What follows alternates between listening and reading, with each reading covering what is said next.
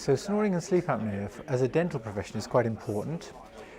Firstly, we're in a position to screen patients from our routine patient base to try and diagnose or pick up this condition, at least identify it. It is a largely untreated and undetected condition. Secondly, there's very good evidence and guidelines to suggest that our intervention can be quite fruitful. We're able to provide a treatment which is proven to be effective in the resolution of snoring and in addressing sleep apnea for a significant proportion of patients.